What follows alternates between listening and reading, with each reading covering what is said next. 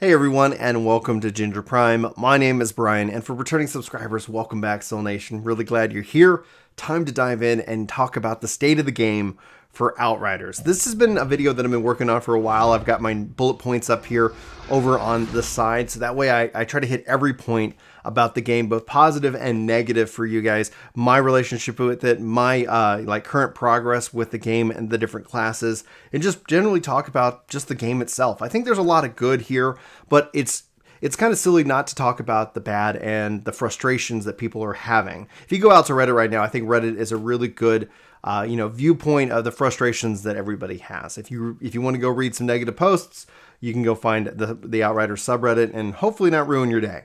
But I think, or at least I'm going to try to balance that out with the good, the things that are positive about the game, and my experience with it as such. Obviously, you haven't seen a lot of Outriders videos themselves, and that's a lot because I've just been working on grinding and haven't really had too much to talk about. And plus, I've been out of the city a couple of weekends. The weekends have been kind of busy. That's usually when I do my best game time with this game and with other games. But just note, I am still actively playing Outriders.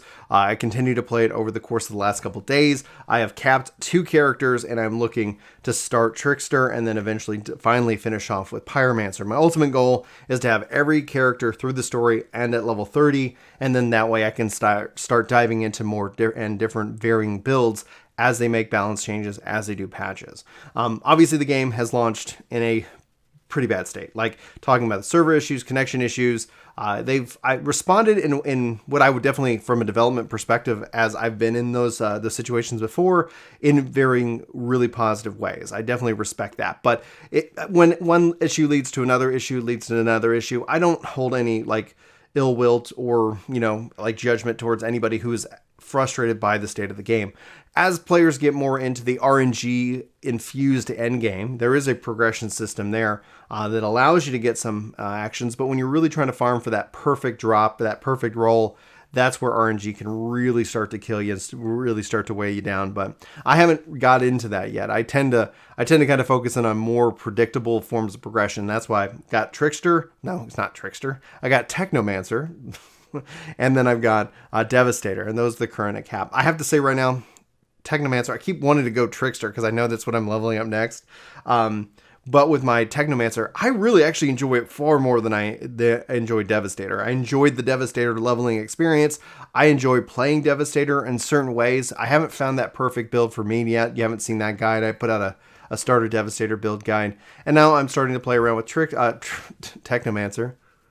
You would think I would be good at this by now. But at the core of it, like with Technomancer, really enjoying it. I love having the turrets. I love having the different options that class brings to the battlefield.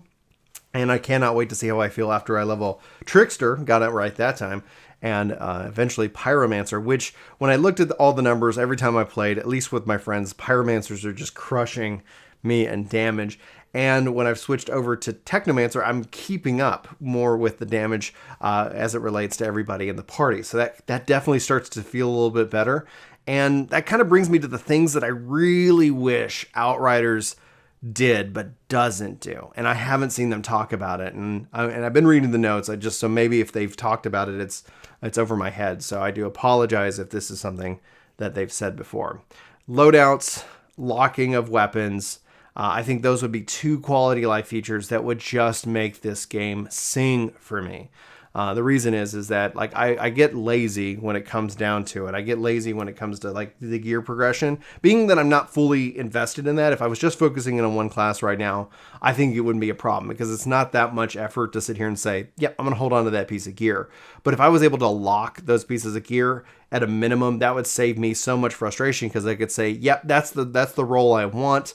Now I'm just going to power it up. I'm going to hold on to that. And that would be a huge thing for me. But what I end up doing is I just kind of find something that works for the most part or decent, at least enough. And then I just keep vendoring the rest because I'm just trying to farm up materials.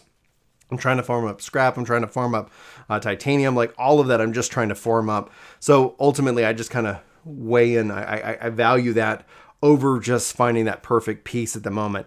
In hindsight, I think obviously I'll look back and be like, dadgummit, I wish I didn't break that down. I wish I just leveled it up I wish I just focused in on that, but that's where the lock system would, I think, be a huge benefit to me as a player. Like I said, loadouts would be amazing. It'd be great to be able to have loadouts save their names and sit here and just say, here's my bleed build, here's my this build, and that way I can kind of test builds against each other without having to do so much mixing and matching, especially between the downtime of matches themselves. But that's neither here nor there. That will be something I think in a bigger patch or a bigger expansion down the road. And that's what I still see for this. I think Outriders fundamentally is considered a success despite its issues.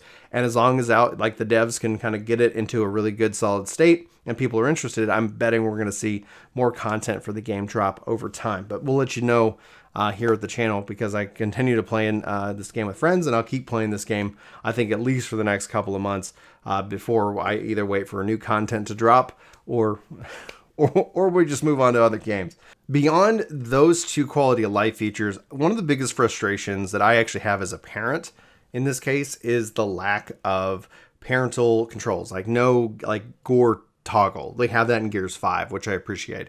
No mature language filter, which they have in Gears 5, which I really appreciate. Making Outriders a game that I cannot play around my kids. And that's, that's fine. Not everything needs to be enjoyed by kids or be around kids in this case, but that would open up me in my situation to be able to play more of the game itself, which I don't think is necessarily a bad thing. The biggest misses, I think, are no cross-save progression. For this. Crossplay is huge. It's a huge help. That's going to help give this game lots of life over the course of however long it decides to run. But the same kind of on that note, the fact that it's always online and yet you're still connected to a host, and if the host disconnects, that causes some kind of issue. I really wish that they had that always online kind of server hosted aspect. I think that would have helped mitigate and solve a lot of issues, but perhaps that was more of a budgetary concern call. In the end of the day, if they do that in an expansion, that'd be really cool. But if this as a becomes a franchise where people can really get into it, that would be something that I would hope to see in the future. Something akin to, you're kind of a part of this world. You don't have to sit here and always be with your host, and it just becomes a little bit easier. At least that's what I was hoping for. The hub and spoke design of kind of how they got everything laid out. It works, but I wish it just worked better. That again, whenever especially in the early days when a host would get disconnected and you would just be done, the game's yep, we're out. That definitely should have been a feature or something that didn't get put into the game. And obviously bugs are bugs. And as a developer myself, sometimes you just do your best, and it's just unfortunate the way it plays out. But I tell you right now, it's not good. It doesn't give players who want to come in, and hopefully, and honestly, at the end of the day, I don't think that the Outriders team need to worry about getting back those players. I think those players will come back with a big update, a big content update, whether it's a new class or it's, this next expansion. That's essentially where they need to fix the bugs, get the game stable, get it into a good working state. Continue to gather that feedback and plan for the future, because that's when I think you get another shot at it. Doing kind of a mid-core patch along the lines isn't going to really cut it for a lot of gamers. There's a lot of stuff coming out, and so you'll want to obviously kind of look at maybe having or planning your expansion for the next big kind of drought in content and games. I have a feeling pretty much starting in June with PSO2 New Genesis forward, we're just going to see just a lot of these games that have been kind of waiting and kind of working their way through all the delays themselves start coming out and firing on all cylinders. So it should be a pretty good time to be a gamer. So there's going to be plenty of things that I think will be able to distract players from what's the development of Outriders and allow them to either continue to work on it or not. And finally, if I was going to put anything on a wish list, the ability to auto skip cutscenes that I've already seen. I have this feature in Final Fantasy XIV, and it's just a game changer. It is such a lifesaver. I've seen the cutscene. I don't need to see the cutscene again. If I could just toggle that on and off, that would be fantastic. But currently, I would say the state of the game, when we look at the numbers, I don't care. The game was always going to have this up and curve and then kind of settle into its kind of devoted community for people who want to play it. I like the gameplay. It is solid. It is so much fun to play. The classes are fun to play. I can't wait to sit down and finish these additional classes, both the Pyromancer and the Trickster. Got it right again. So that way I can kind of weigh in overall with how do they all feel at level cap? How do they feel when we start getting these really epic mods? And there's so much more for me to do in the game. I just need to find the time to do it. And that becomes, I think right now, the challenge. I think the challenge right now is finding the time to sit and play this game And yeah, I'm going to keep doing that as always, and hopefully it's not a shock to you.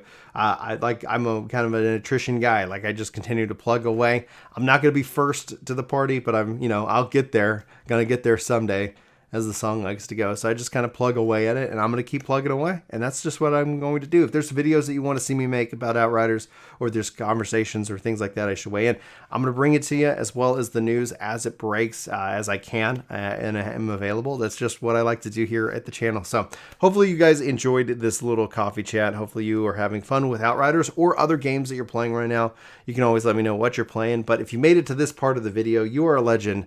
Sound off and say legendary drops for everyone in the comments. That way I know you made it to this point of the video, and that way I can thank you personally. So thanks guys so much for being here. Hopefully you have a fantastic day. Hope to see you in my next one, but until then, take care. This video is sponsored by me, Ginger Prime. Hopefully you'll check out my podcast channel, Ginger Gaming Radio, which we have lots of guests, lots of great conversations, and even more highlights. Links are in the description below. Let me know what you think. Thanks.